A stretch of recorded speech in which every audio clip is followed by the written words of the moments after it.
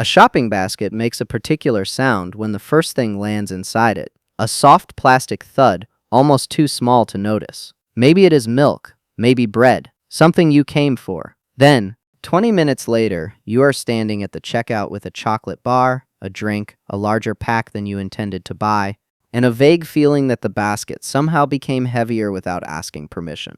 Most people call this weak will, but that is not quite what happened. By the time you reach the checkout, you have already moved through a carefully built environment, a place of light, color, distance, repetition, price signals, and hundreds of decisions, so small that none of them feel like decisions at all. And that is where the strange part begins. The supermarket does not need to control you.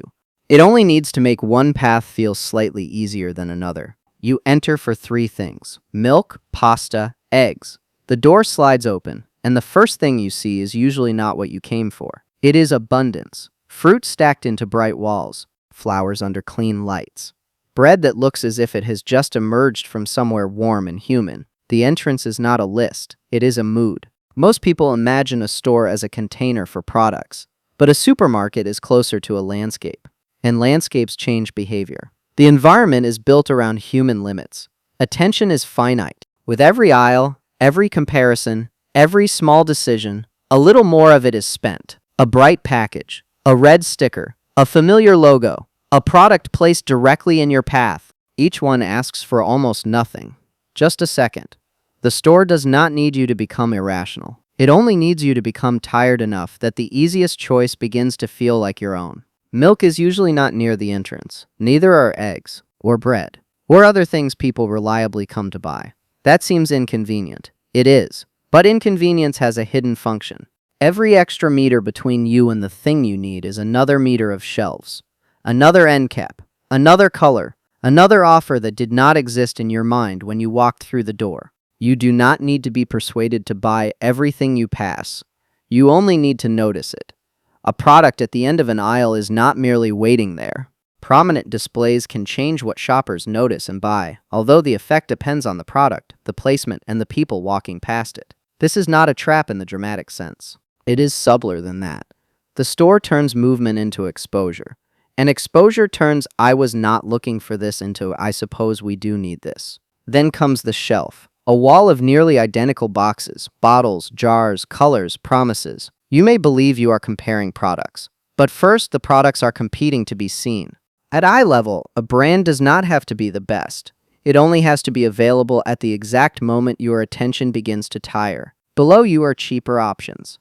Above you are other options. Somewhere nearby is a product you have bought before, the familiar one, the safe one, the one that does not require thought. And thought is expensive, not financially, mentally. A supermarket asks you to make dozens of tiny judgments: price, size, flavor, brand, health, quantity, value, future plans, household preferences. By the end of the trip, even choosing between two kinds of cereal can feel strangely exhausting. Because when the mind gets tired, the obvious option becomes more attractive: the bright package, the familiar logo, the offer with the biggest number. Not necessarily the better choice, just the easier one. A red sticker changes the object beneath it. The same bag of chips, the same detergent, the same frozen pizza. Yesterday, it was just a product. Today, it is a deal. And deals have a strange power over the human mind. They do not merely lower a price. They create a clock, even when there is no clock on the label. Buy one, get one free. 3 for 2. Limited offer. Save now. The words imply that refusing to buy is not neutral. It feels like allowing value to disappear. Most people think a promotion helps them spend less. Sometimes it does. But a promotion can also change the question from "do I need this" to "can I afford to miss this?" Price promotions are associated with brand switching, trying products for the first time, and buying larger quantities to keep for later. In supermarkets, less healthy products and larger packages. The store has not forced you to buy 2 bottles of sauce. It has simply made buying one feel incomplete. And once the basket contains the first bottle, the second begins to feel almost free. A large pack often sits beside a smaller one. The larger pack says value. The smaller one says nothing. That silence matters, because value is not the same as savings. If you buy more of something you would have bought anyway, perhaps the larger pack helps. But if you buy more because the label made excess feel responsible, then the store has done something elegant. It has turned a larger purchase into a sensible identity. You are no longer spending more. You are being smart. This is one of the oldest tricks in consumer psychology. Make the desired action feel like the prudent action. The person who buys the large pack does not feel impulsive. They feel prepared, and preparation is a very respectable disguise for consumption. There is another detail most people do not notice: the basket itself. A small basket makes every product visible. A large cart makes the first few items disappear. Once there is empty space around what you have chosen, the trip can feel unfinished.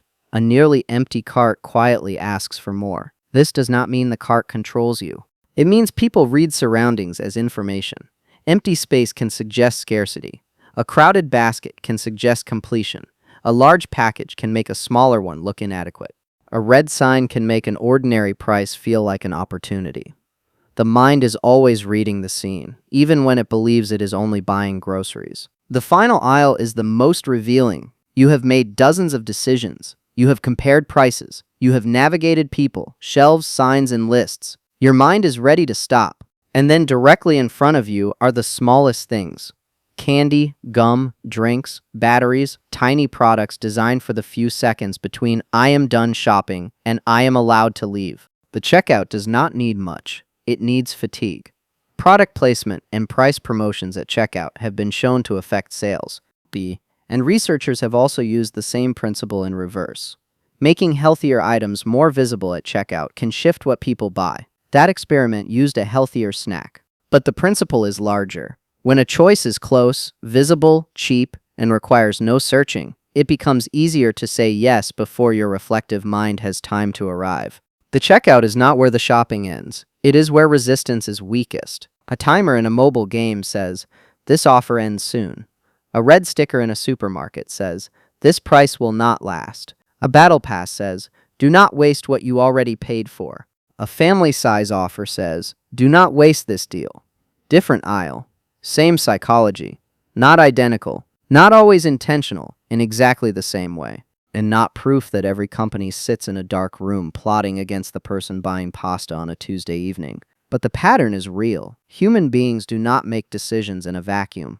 We make them inside environments. And environments can reward speed, familiarity, scarcity, social proof, convenience, and the uncomfortable feeling that walking away might be a loss. The supermarket does not need to know you personally. It only needs to understand people well enough. None of this means you should fear stores. Food has to be sold. Shops have to be organized. Promotions can genuinely help people manage tight budgets. A product at checkout can be useful. A bulk purchase can be practical. A good deal can simply be a good deal. The question is not whether buying is foolish. The question is whether you noticed the moment when your decision changed. Was it when you saw the product, when you saw the red sticker, when the cart still looked empty, or when you were tired enough to stop asking why it was there?